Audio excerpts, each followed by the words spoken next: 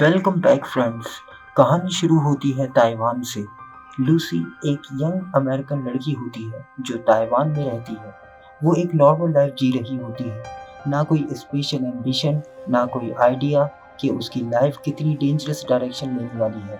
एक दिन उसका बॉयफ्रेंड उसको कन्विंस करता है कि वो एक सूटकेस डिलीवर करे एक पावरफुल कोरियन गैंगस्टर मिस्टर जैंग के लिए। लूसी को पहले हेजिटेशन होता है, लेकिन सिचुएशन के प्रेशर में वो मान जाती है।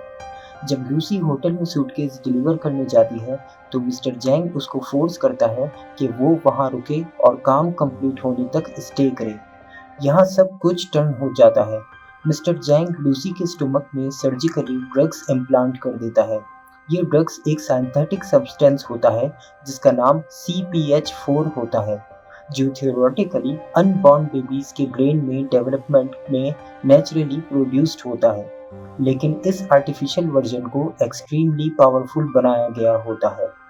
लूसी को एक रूम में बंद कर दिया जाता है और उसके पेट में किक्स मारी जाती हैं, जिससे ड्रग्स का बैग डैमेज हो जाता है और उसकी बॉडी के अंदर ड्रग्स लीक होने लगते हैं।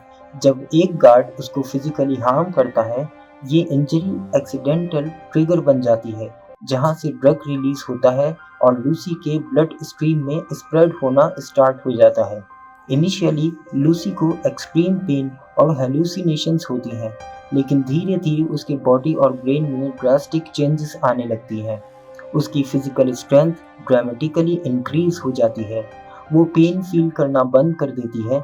उसका नर्वस सिस्टम हाइपर एफिशिएंट हो जाता है। जब लूसी को समझ आता है कि उसके अंदर कुछ एबनॉर्मल हो रहा है, वो एस्केप कर लेती है हॉस्पिटल से और अपनी कंडीशन को अंडरस्टैंड करने लगती है। अब उसके पास एक ऑब्जेक्टिव होता है, बाकी ड्रग्स को अपनी बॉडी से निकालना और अपनी कंडीशन को कंट्रोल करना। इसी वक्त स्टोरी पैरेलल चली जाती है प्रोफेसर सैमुअल नॉर्मन के पास, जो न्यूरो साइंस एक्सपर्ट होता है। लूसी उसे कांटेक्ट करती है और बताती है कि उसके ब्रेन में अनयूजुअल एवोल्यूशन हो रही है। इनिशियली प्रोफेसर उसको सीरियस नहीं लेता, लेकिन जब Lucy extra ordinary mathematical calculations और साइंटिफिक इंसाइट्स देना स्टार्ट करती है, तो वो रियलाइज करता है कि ये कोई नॉर्मल मेडिकल केस नहीं है। लूसी का ब्रेन यूसेज ग्रेजुअली इंक्रीज होता जाता है। वो ह्यूमन एबिलिटीज से बाहर निकल जाती है।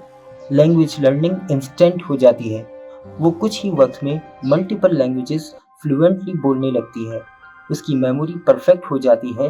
हर चीज़ जो वो देखती या सुनती है वो परमानेंटली स्टोर हो जाती है। साथ ही मिस्टर जैंग और उसके लोग लूसी को ट्रैक करते रहते हैं, क्योंकि बाकी ड्रग्स उनको रिकवर करने होते हैं। ये चेस सीक्वेंस मूवी को एक्शन डायरेक्शन देता है, लेकिन अब लूसी नॉर्मल ह्यूमन नहीं रही होती। वो उनसे बहुत आगे होती है। वो बुलेट्स प्रिडिक्ट कर सकती है, मूवमेंट्स रीड कर सकती है और फिजिकल कॉम्बैट में ऑलमोस्ट अनबीटेबल हो जाती है। जैसे जैसे ड्रग का इफेक्ट और स्ट्रॉन्ग होता है, लूसी का परसेप्शन टाइम के लिए चेंज होता जाता है। वो अब टाइम को लीनियर नहीं देखती। उसके लिए पास्ट, प्रेजेंट और फ्यूचर एक साथ एग्जिस्ट करते हैं। ये फेज मूवी का टर्निंग पॉइंट होता है, जहां लूसी इमोशनल ह्यूमन बीइंग से ट्रांसफॉर्म करके एक प्योर लॉजिक बेस्ड कॉन्शियसनेस में बदलना स्टार्ट हो जाती है। लूसी ग्रेजुअली अपने इमोशंस लूज करने लगती है। फियर, पेन, अटैचमेंट सब फेड हो जाता है।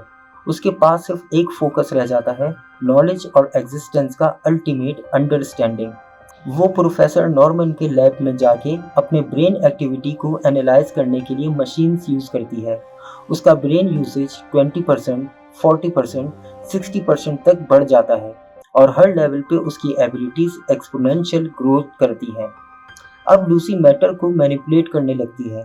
फिजिकल रियलिटी उसके कंट्रोल में आती रहती है। वो टेक्नोलॉजी से डायरेक्टली कनेक्ट हो जाती है। मोबाइल फोन्स, कंप्यूटर्स, सैटेलाइट्स सब उसके कमांड में आ जाते हैं। वो इंफॉर्मेशन इंस्टेंटली एक्सेस कर सकती है जो दुनिया में कहीं भी एग्जिस्ट करती हो। मीनवाइल मिस्टर चैंग और उनके लोग फाइनल कन्फ्रंटेशन के लिए लूसी को पकड़ने की कोशिश करते हैं, लेकिन लूसी अब कम्प्लीटली बियॉन्ड ह्यूमन लेवल होती है। वो इजीली सबको एलिमिनेट कर देती है without any effort. Final stage पे लूसी का ब्रेन 100% एक्टिवेशन के करीब होता है। उसकी फिजिकल बॉडी अनस्टेबल हो जाती है क्योंकि ह्यूमन फॉर्म इतना ज़्यादा न्यूरल एक्टिविटी हैंडल नहीं कर सकता। लेकिन इस पॉइंट पे लूसी एक एक्स्ट्राऑर्डिनरी डिसीजन लेती है। वो अपनी रिमेनिंग एनर्जी को यूज़ करके एक ultimate digital super system create करती है, एक ऐसा आर्टिफिशियल इंटेलिजेंस टाइप स्ट्रक्चर जो प्योर नॉलेज को स्टोर कर सके। इस ट्रांसफॉर्मेशन के दौरान वो फिजिकली डिसअपियर होने लगती है और एक हायर डायमेंशन स्टेट में शिफ्ट हो जाती है। टाइम और स्पेस की बाउंड्रीज ब्रेक हो जाती हैं। वो एक सिंगल फिजिकल बॉडी से निकल के एक यूनिवर्सल कॉन्शियसनेस बन जाती है। लास्ट सीन में प्रोफेसर नॉर्मन को एक यूएसबी ड्राइव मिलती है जिसमें लूसी का मैसेज होता है, आई एम एवरीवेयर। ये इम्प्लाई करता है कि लूसी अब किसी एक जगह एग्जिस्ट नहीं करती, बल्कि हर जगह हर वक्त में प्रेजेंट है as a form of intelligence. Movie का एंड यही फिलोसॉफिकल आइडिया देता है कि अगर ह्यूमन ब्रेन अपनी फुल पोटेंशियल यूज करे तो वो इंसान नहीं रहेगा, वो किसी और फॉर्म में इवॉल्व हो जाएगा। तो दोस्तों, ये थी एक्सप्लेनेशन मूवी लूसी की, जो कि 2014 में रिलीज हुई थी। अगर आपको ये मूवी एक्सप्लेनेशन वीडियो पसंद आई हो तो please like, share and subscribe ज़रूर करें और कमेंट में बताइए अगली मूवी कौन सी देखना पसंद करेंगे। और साथ ही साथ ये भी बताइए कि आपको इस वीडियो में क्या चीज़ अच्छी लगी और किस चीज़ को बेहतर किया जा सकता है। Thank you so much.